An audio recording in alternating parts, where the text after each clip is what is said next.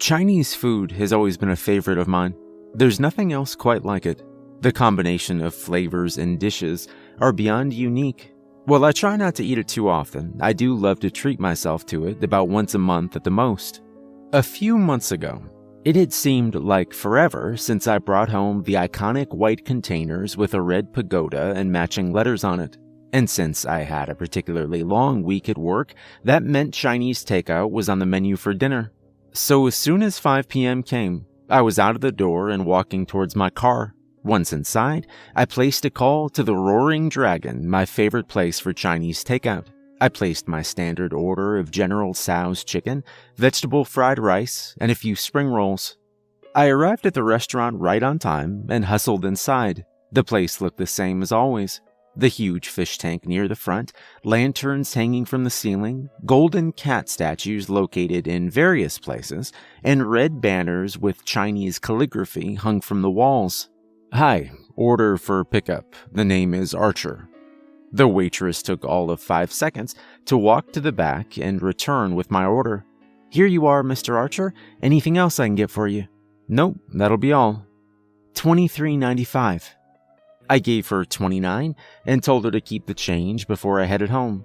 The smell of the food immediately took over my car, and by the time I arrived at my house, I was starving. I wasted no time in ripping through the brown paper bag and taking out the white paper cartons, which were warm in my hands. Once I'd filled a plate, I walked to the living room and turned on the TV before I chowed down. It was all delicious, as always. The Dragon's egg rolls are some of the best I've ever had. Always perfectly fried and crunchy. They go good with any kind of sauce, from mustard to duck sauce. After I'd cleaned my plate, I walked back to the kitchen and cracked open a fortune cookie. I don't usually care for the cookies themselves. I much prefer the almond cookies with chocolate frosting, but the fortunes are mildly amusing. Opening the tiny strip of paper, I read what was written in small blue letters. "She who has wronged you will reap what she sowed." Looking at it, I was mildly surprised. That was a bit different than the usual philosophical quote about knowledge or wealth or happiness. Well, whatever, the rest of my egg rolls weren't going to eat themselves, so I went back to the living room and finished my dinner. When I was done, I packed everything away and put it in the fridge. That's another great thing about Chinese food. It always heats up amazingly well, fried rice in particular. The next day, I got up late since it was Saturday and tossed some eggs on the stove to scramble for breakfast. After washing it down with some orange juice, I grabbed my phone to see what was going on.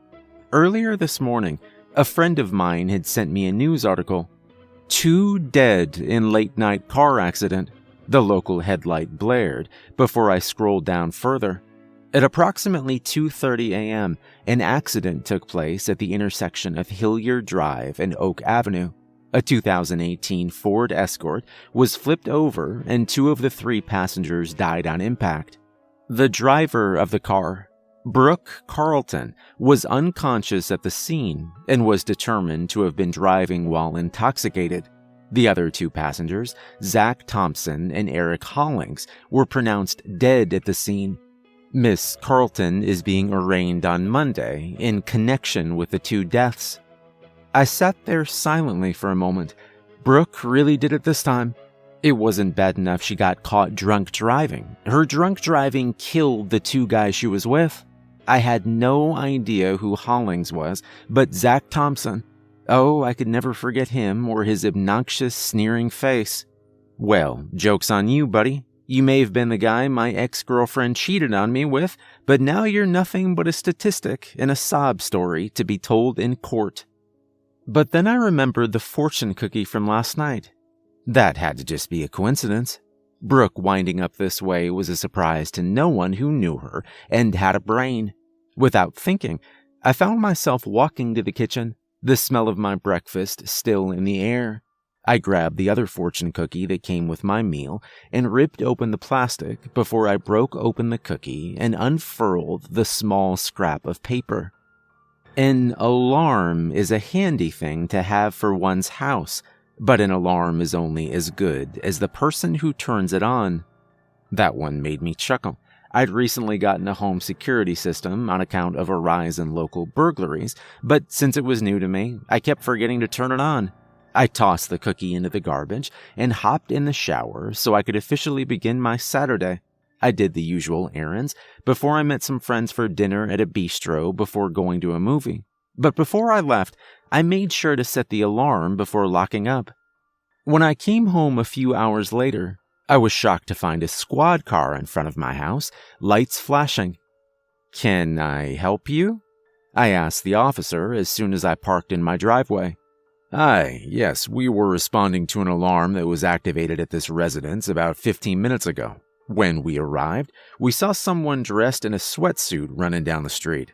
Then we did a quick check, and it looks like he was in the middle of breaking in through the front door when the alarm went off. We did a quick check of the perimeter, and it looks like everything else is shut. I also checked your front door, which is still working as it should be. You'll want to do a quick check and make sure everything else is accounted for, but apart from that, you should be okay. Let us know if you need anything else," he said. I did as recommended, and everything was indeed accounted for. But I sat at the kitchen table and stared at the fortune from earlier. This couldn't be happening. It had to be a coincidence. Out of all the thousands of fortune cookies that get handed out each day, some were bound to be accurate. Even a broken clock is right twice a day. To get my mind off it, I spent the rest of the evening watching The Crown on Netflix before going to bed.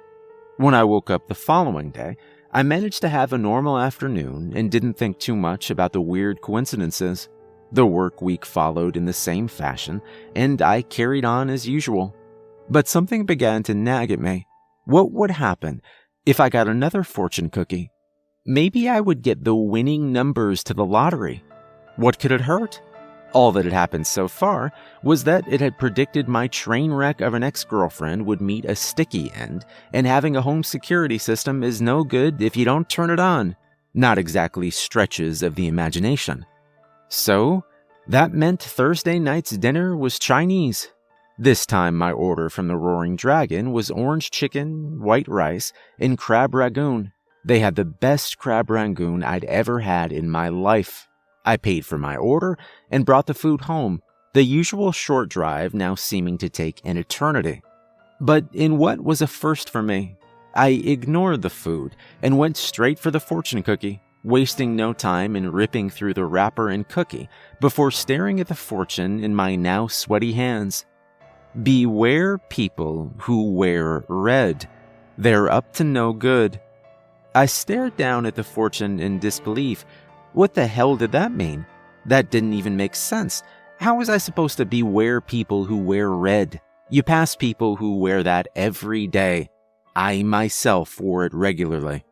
But then I remembered there was another fortune in there, so I grabbed the other cookie and tore through it.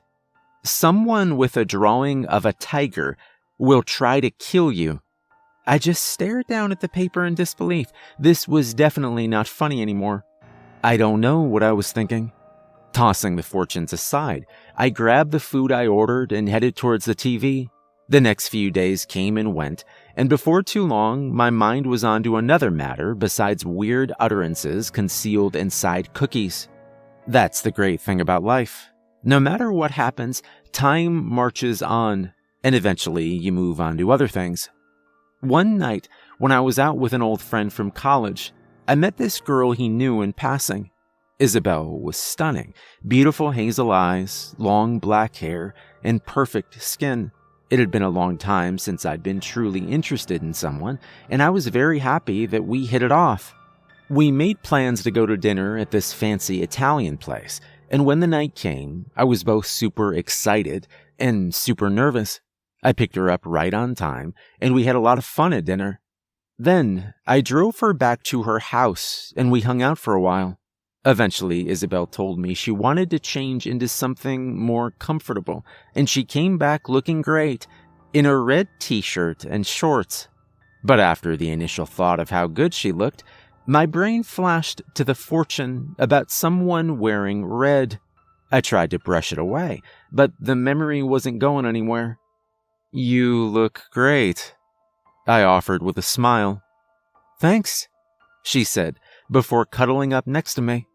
After sitting there for a while, she leaned back, and I noticed for the first time she had a tattoo on her back, just beneath her neck. "You, never said you had a tattoo," I said teasingly. "Yeah, it takes up almost all my back." "Huh." We didn't say anything else after that, and after a little while, I noticed she'd nodded off. When she shifted, her shirt hitched up, and I got a good look at the splash of color across her back. It was a huge picture of a roaring tiger. My jaw almost hit the floor. No, it couldn't be. Well, one way or another, it was time to leave because she was asleep. I made a hasty note on a scrap of paper that I had a great time and I left because she nodded off and I'd talk to her soon. On the drive home, though, my mind was a mess. What was I supposed to do? Almost without thinking, I realized that I was a bit hungry and the Roaring Dragon was open late. But when I picked up my order of egg drop soup and sweet and sour chicken, I didn't even wait to get home to open the fortune cookies. "The basement of a house is where the secrets are," said the first one. Gripping it in hand while sitting in the restaurant parking lot, I nervously opened the other one, terrified of what I might find. "You have all the tools you need to make things happen," was all it said. That was oddly reassuring. Okay, so what did that mean? There were secrets in Isabel's basement? Right on cue, my phone rang, and it was Isabel herself. "Hey, sleepyhead," I answered. "Hey, you. I got your note, and I'm sorry you left." We made plans to hang out the following weekend. I looked to it with a mixture of nerves and anticipation. But eventually it was here, and I arrived at Isabel's house on time. But this time, I looked up at the white ranch house with dread. What secrets were inside?